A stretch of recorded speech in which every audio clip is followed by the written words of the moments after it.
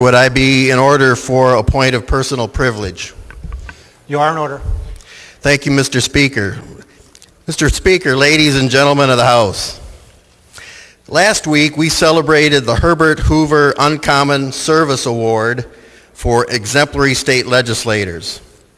I have often wondered what Iowans we might celebrate if the General Assembly offered a Legislative Uncommon Service Award for common Iowans.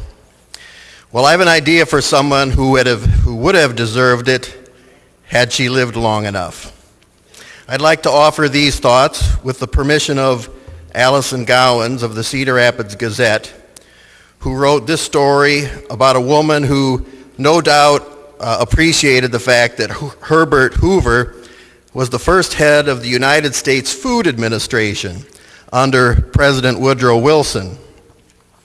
In the words written by Alison Gowans, I was shocked and saddened by the death of Sonia Kendrick Stover, the founder of Lynn County nonprofit Feed Iowa First.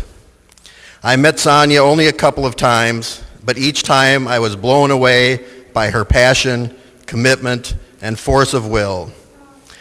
Sonia saw rampant hunger in our community, and she saw a solution: vast tracts of underutilized land that could be growing food. And she went after that solution, dedicating her life to it.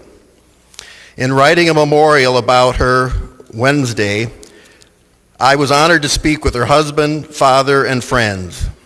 I know I could have spoken to dozens of others and heard more stories than we would ever have room to print.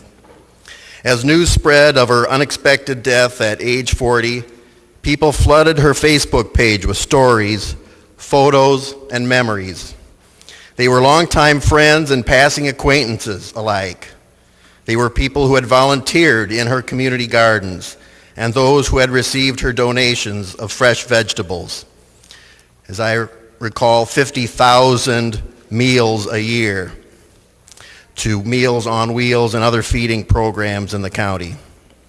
There were people who knew her from only an interaction or two, and those who shared deep, years-long bonds.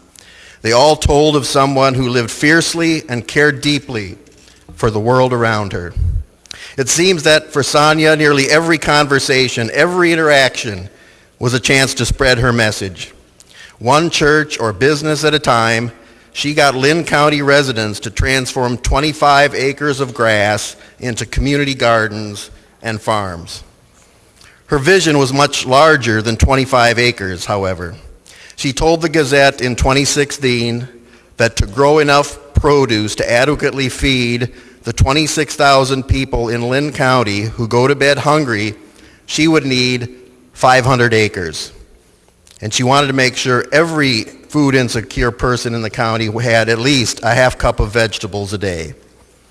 When she started Feed Iowa First, her father said she identified 800 acres of unplowed land owned by local churches alone.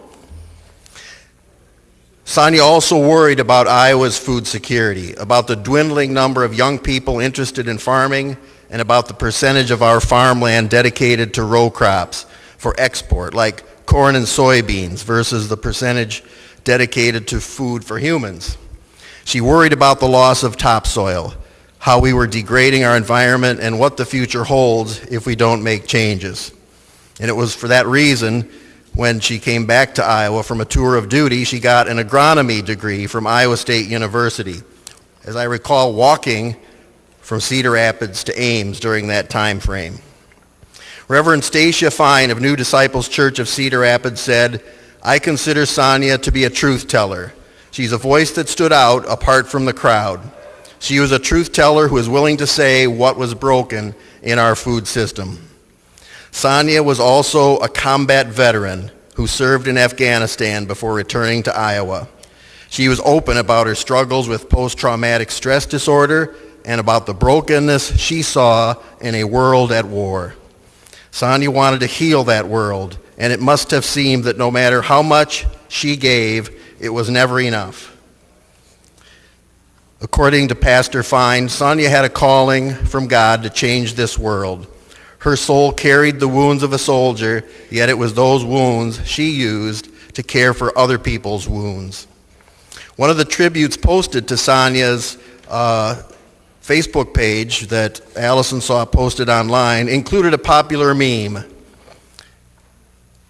They tried to bury us, but they didn't know we were seeds. I think that is true of Sonia and her mission. She may be gone, but the seeds she planted in this community will grow. Along with the tributes that have poured in have been promises to help, to honor Sonia's memory by making sure her nonprofit keeps feeding Iowans.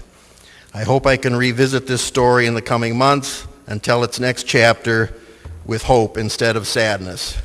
And I look forward to my colleagues from Cedar Rapids, Representative Bennett, Representative Stade, Representative Running Marquardt, among others, to keep us informed about that project. Sonia told the Gazette in 2016, "I have hope for my children's sake that things will change. I know that for things to change, I have to be part of that change, but I can't do it alone. I can't feed Iowa first. Are you crazy? But we could do it. We can." Mr. Speaker, I thank the body.